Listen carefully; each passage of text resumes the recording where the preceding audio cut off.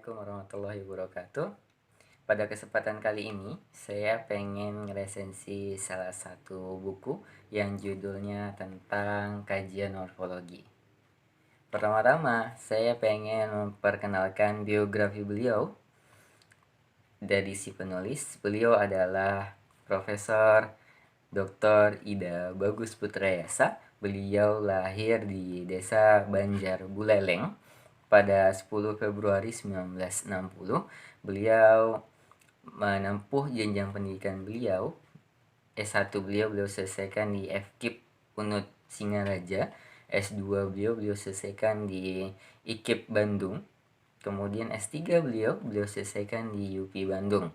Sekarang beliau berprofesi sebagai dosen atau pengajar di dua universitas. Pertama, beliau mengajar S1 di bidang sintaksis 1, 2, dan 3, kemudian belajar dan pembelajaran di Universitas Pendidikan Ganesha. Kemudian juga beliau mengajar S2 di bidang metodologi penelitian pendidikan dan PPS juga di Universitas Undiksa Singaraja.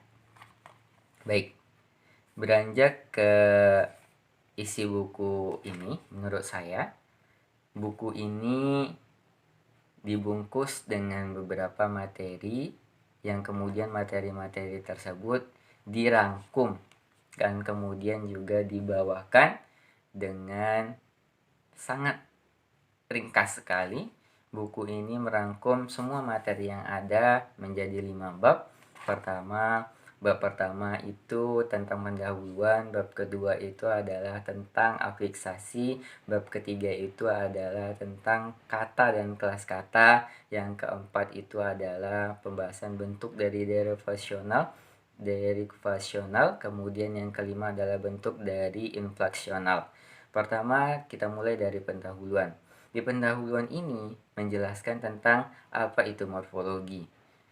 Menurut saya, dari kesimpulan beberapa ahli dari bahasa, morfologi adalah bagian dari ilmu bahasa yang membicarakan atau mempelajari seluk-beluk dari struktur kata itu sendiri beserta perubahan-perubahan dari struktur kata tersebut terhadap kata dan kelas kata. Nah, apa yang dimaksud dengan kata dan kelas kata itu sendiri? Nanti kita bahas di bab selanjutnya. Nah, kurang lebih seperti itu di bab 1. Di bab kedua ini mempelajari tentang afiksasi.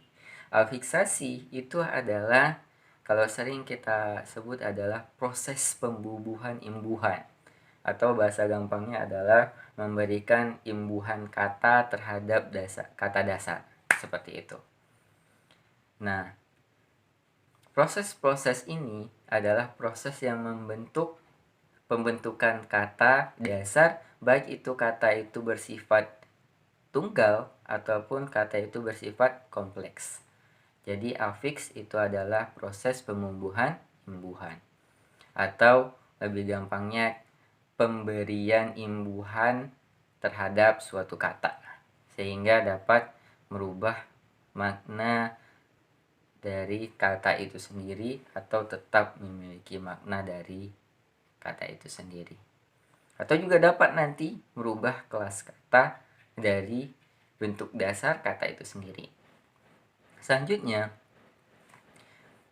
kurang lebih seperti itu di bab kedua tadi ya, itu tentang afiksasi. Itu secara detail dijelaskan tentang apa itu afiksasi, apa aja komponen-komponennya secara detail, kemudian apa aja sih jenis-jenis dari afiksasi, ada verb fix, ada dan lain sebagainya, seperti itu. Selanjutnya di bab ketiga itu membahas tentang kata dan kelas kata. Apa sih maksudnya dengan kata dan kelas kata? Kata itu adalah sebuah bentuk dari suatu bentuk yang memiliki makna. Kata itu adalah suatu hal yang memiliki makna tersendiri. Jadi ketika dia berdiri sendiri, dia itu telah memiliki makna. Contoh, kata pukul. Itu sudah memiliki makna tersendiri. Nah, itu yang dimaksud dengan kata. Jadi, satu komponen yang memiliki makna tersendiri. Kemudian, apa yang dimaksud dengan kelas kata? Nah, kata tadi sendiri adalah suatu komponen yang memiliki makna. Lalu, makna itu kan memiliki kelasnya masing-masing. Nah, maksud dari kelas kata itu adalah kata itu memiliki kelasnya masing-masing. Contoh, kelas kata itu contohnya seperti memukul, kemudian lari, dan lain sebagainya. Pukul itu masuk kelas katanya kata kerja. Jadi kelas kata itu seperti kata kerja, kata benda, kata sifat, kata dan lain-lain sebagainya. Kurang lebih seperti itu. Jadi kata ini memiliki kelasnya masing-masing. Entah itu dia kelasnya di kelas kata sifat, entah itu kelasnya di kelas kata kerja, entah itu kelasnya di kelas kata kemudian kata benda dan lain sebagainya. Jadi kata itu memiliki kelasnya masing-masing.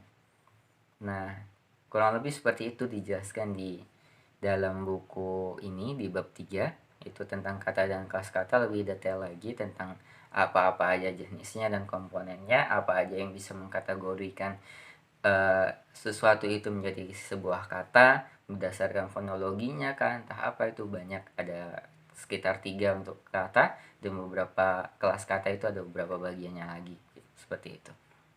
Nah, selanjutnya di bab keempat ya, kalau nggak salah, adalah bentuk derivasional. Apa itu bentuk derivasional?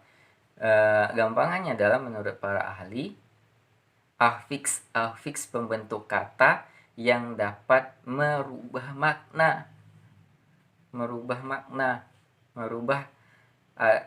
kelas kata. Sorry, bukan mengubah makna, bisa juga berubah maknanya, tapi lebih tepatnya merubah kelas kata.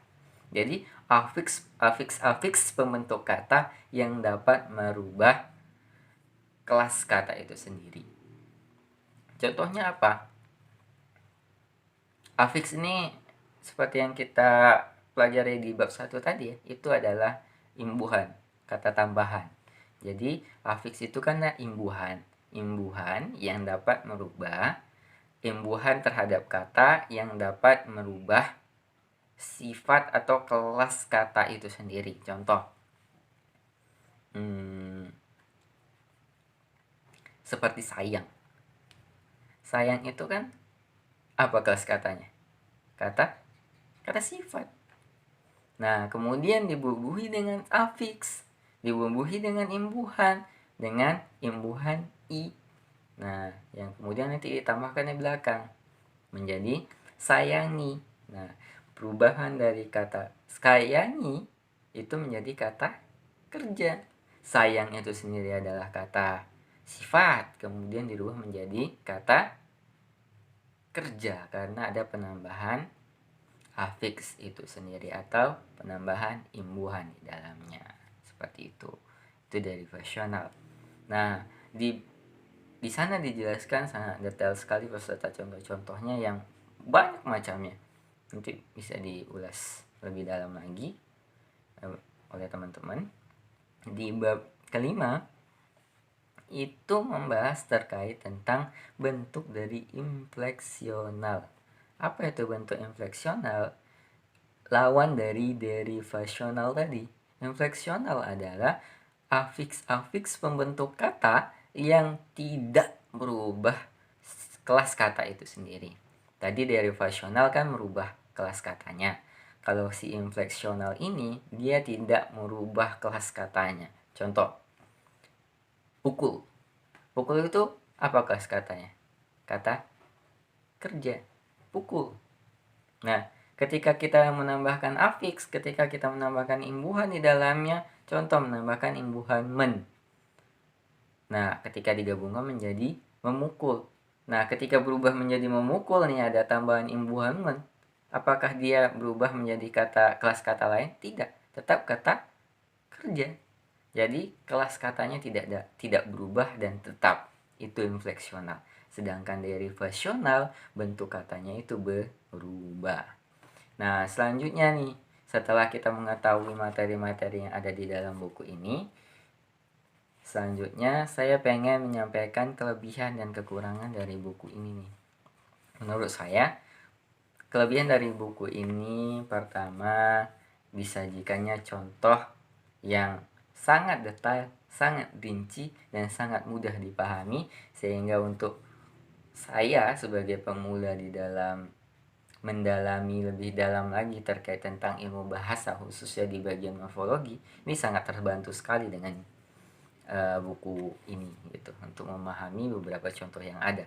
Selanjutnya, kelebihan selanjutnya di dalam buku ini nih, ada beberapa rangkuman dari setiap babnya. Jadi di dalam buku ini tuh ada rangkuman dan soal-soal dari setiap bab yang kita selesaikan. Dari bab 1 sampai bab 5 itu ada rangkuman dan ada juga yang namanya soalnya. Jadi apapun itu, jadi dimulai dari bab 2 sampai bab 5 itu ada rangkuman dan soalnya, yang nantinya soal-soal ini dapat kita gunakan untuk melatih pemahaman kita sudah sejauh mana sih kita memahami dari materi yang sudah disajikan di setiap babnya, kayak gitu. Itu luar biasa sekali menurut saya, suatu gebrakan yang bagus gitu untuk para pelajar. Menurut saya selanjutnya adalah kekurangannya. Kekurangan dari buku ini adalah masih banyak nih kosakata yang sangat asing sekali untuk didengarkan bagi pemula, yang menjadikan untuk si pemula ini mengulang kembali atau mengulas kembali bacaannya sampai berulang-ulang kali dan perlu membuka kamus.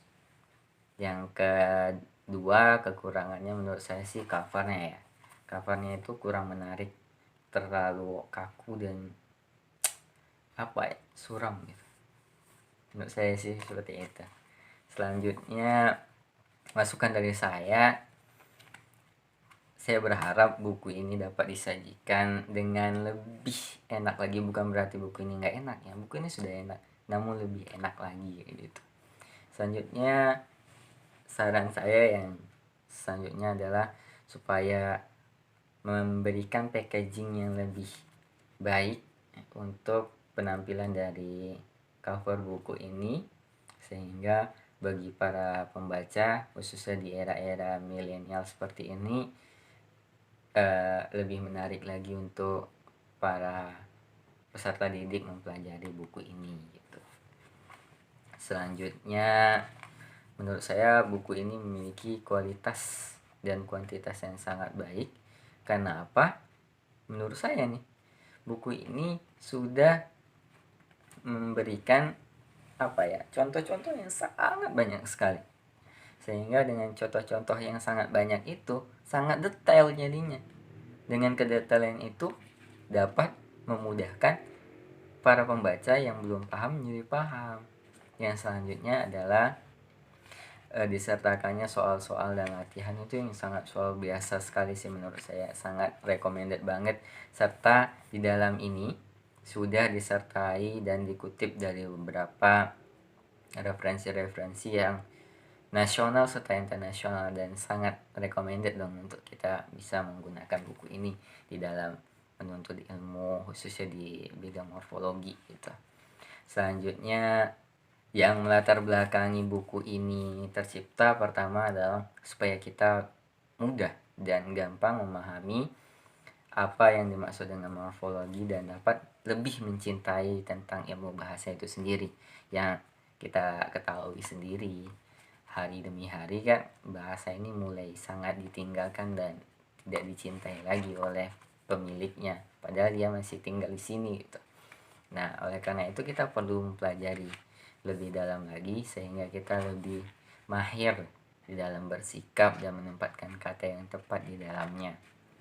Kemudian buku ini dicetak di PT Rafika Aditama pada tahun Cetakan pertama itu pada tahun 2008, kemudian cetakan kedua itu pada tahun 2010. Buku ini berisikan 5 bab, kemudian dengan jumlah halaman 121 halaman, dan itu menurut saya sangat luar biasa sekali. Mungkin itu aja sih yang dapat saya sampaikan untuk kesempatan kali ini. Saya berharap kedepannya kita bisa belajar dan semakin mencintai bahasa. Sedikit demi sedikit kita mempelajari perlahan demi perlahan bagian dari ilmu bahasa. Semoga ini bisa bermanfaat untuk teman-teman yang lagi membutuhkan referensi buku. Sekian yang dapat saya sampaikan. Mohon maaf jika banyak salah kata dari apa yang telah saya sampaikan. Terima kasih. Assalamualaikum warahmatullahi wabarakatuh.